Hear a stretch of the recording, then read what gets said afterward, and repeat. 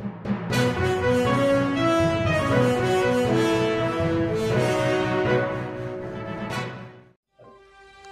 सोलापूर न्यूजमध्ये आपल्या सगळ्यांचं स्वागत।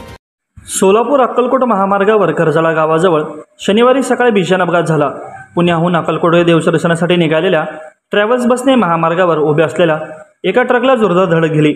या अपघातात 2 जण जागीच ठार झाल्याची प्राथमिक माहिती समोर असून 30 ते 35 भाविक असलेल्या बसमधील अनेक प्रवासी जखमी झाले आहेत।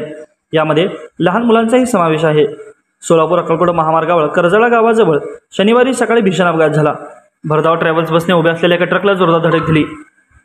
काही जखमींची प्रकृती गंभीर असल्याचं सांगितलं जात आहे। ही ट्रॅव्हल बस पुण्याहून अक्कलकोटला देवदर्शनासाठी निघाली होती। बसमध्ये सुमारे 30 ते 35 भाविक प्रवास करत होते।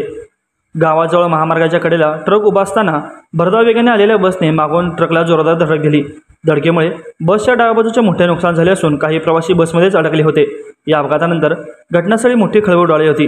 ट्रकला मागून धडक बसल्याने ट्रॅव्हल्सचा समोरचा भाग चकनाचूर झाला होता। स्थानिकांनी बसमध्ये अडकलेल्या प्रवाशांना बाहेर काढत जखमींना लहान मुलांसह महिलांचा समावेश आहे त्यांना तत्काळ सोलापूर सिव्हिल रुग्णालयामध्ये उपचारासाठी दाखल करण्यात आले। अपघाताचा नेमका कारण शोधण्यासाठी पोलिसांनी तपास सुरू केला असून या घटनेचा अधिक तपास पोलीस करत आहेत। माझं सोलापूर न्यूज या यूट्यूब चॅनलला सबस्क्राईब करा आणि बेल आयकॉन प्रेस करायला विसरू नका।